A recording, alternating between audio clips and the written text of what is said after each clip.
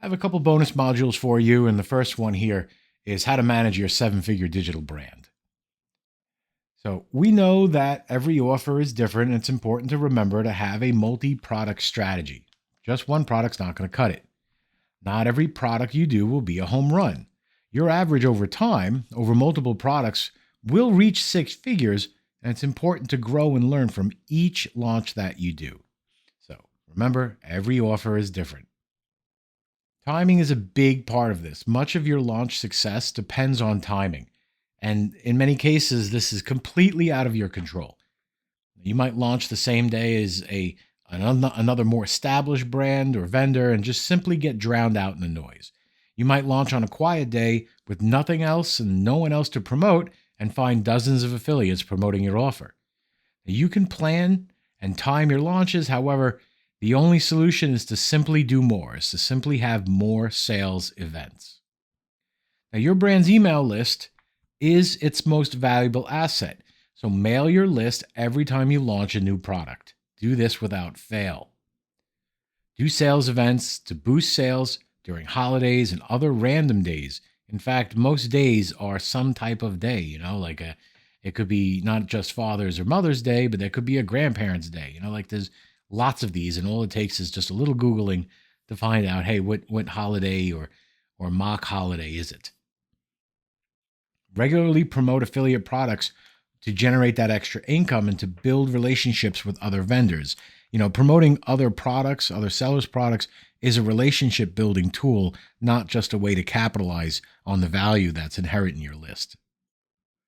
So another key to generating consistent sales is attracting new and more affiliates. So you want to build relationships with these affiliates.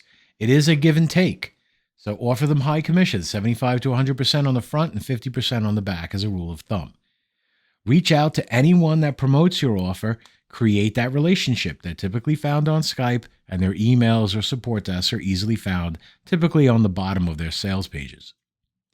Promote other vendors as an affiliate with your customer list and reach out to them. Let them know that you will be promoting or that you have promoted and that here are the results of your promotion.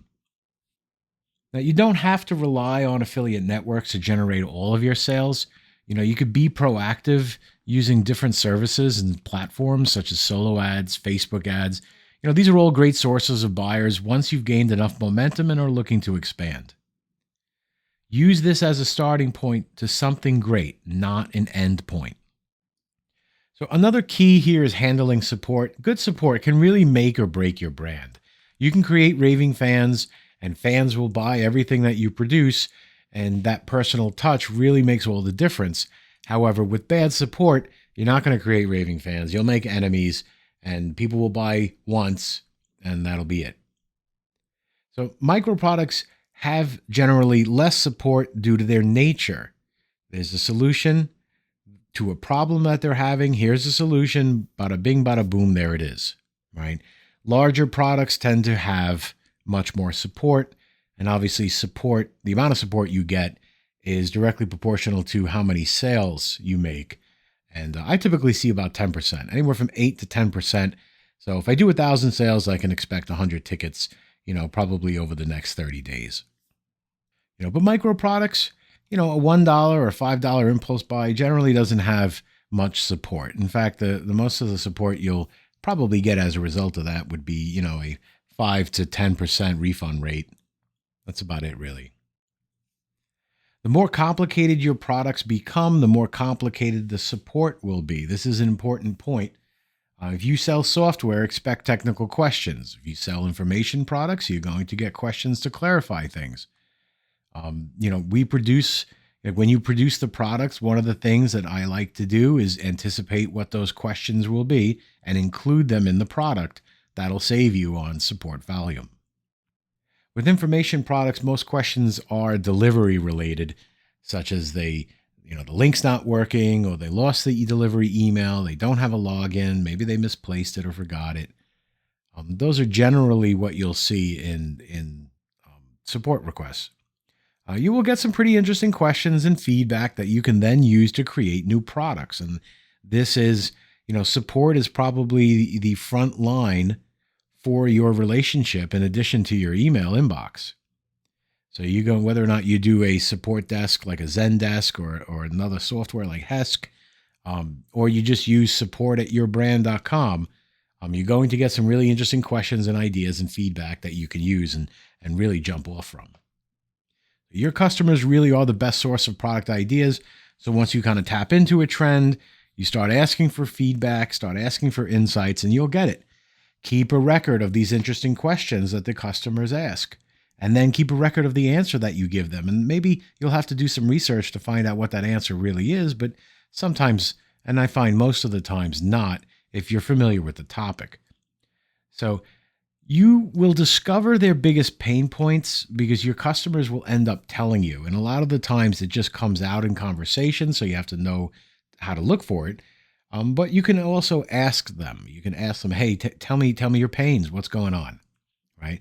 These pain points and the questions that they ask, they represent the problems. And remember the trigger. We can solve those problems. And they really do make for amazing products because they are rooted in a very real, very recent and fresh problem that you've been made aware of. You want to make support a routine. It is a daily routine for me, once or twice a day, usually once in the morning and then once before I call it quits for the day. So I do like the morning route. It's one of the first things that I do. And while I have staff, I still do my own support precisely for the reasons I've already explained. It's one of the best one-to-one communication mediums you have with your customers. You could probably spend about 10 minutes a day in the morning just responding to your support emails, and that'll be adequate. I will say that you typically want to give 1 to 2 days as a window. Particularly when you start doing volume, you're going to need that time to make it through the requests. But, there are days where I could do 100 tickets in a day, and it might take me a couple of hours, or it might take me, 2 days. It just kind of depends on what's going on. Email support is the default. It's the easiest to handle when you're first starting out. You'll have an email address that customers email you, support@mikesproducts.com, and they'll reach out to you when they need something. So you'd want to check this email address frequently, and you want to monitor it and respond to questions as you get them.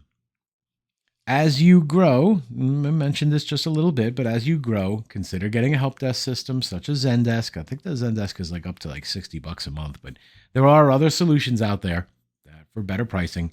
I happen to like Zendesk. I've been using it for 20 years, but definitely consider getting that as you grow and you start making more sales. What happens is as you start getting higher volume support tickets, it'll break your email system. It's just impossible to track issues in email. So, you want to consider a way of mitigating that because, you get a ticket, it might have to be monitored, it might have to be escalated. It just makes it entirely easier for you to organize yourself and handle requests as they come in. Support Desk also makes it easier to hire staff as you grow. So later on, you're doing lots and lots of sales and you don't want to do support anymore. You can hire someone to handle the support, and all you need to do is give them a support account to do that. Since you'll be selling products, you will undoubtedly experience refund requests and chargebacks. They happen. It's part of business. No business has zero refunds. Some people just like to buy things and then refund them. Some people just like to buy things and then charge back just to say that they did. And it's very, very sad. In fact, it makes me sad, creates a lot of work for me. I'm not really happy about it. So for example, a customer might want a refund, right? So rather than go to the bottom of the sales letter, click on the little link that says support and open a ticket, for let's say a $9 product and say, hey, I'd like a refund on this. And it does say you have 60 days, right? Remember the guarantee? 60 days, try my product, risk-free. If you don't like it, ask for a refund, I'll give it to you. No problem. So rather than open a ticket and ask for a refund, they just go to their card company and hit, charge back or dispute charge on PayPal or whatever. It's just mindless. It's just going to happen. There's just some people are spiteful as hell. There's nothing you can do about it. However, what you can do about it, in some ways, what you could do is make delivery easy. Deliver on the promises that you make, right? When someone makes a refund request, do it within your stated refund response time, 1 to 2 business days, for example. You want to look to keep your refund rate under 15%. 50% really is the upper limit.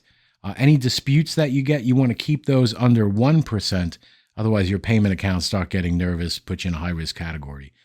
So, when you're doing this thing, make sure you're doing it right.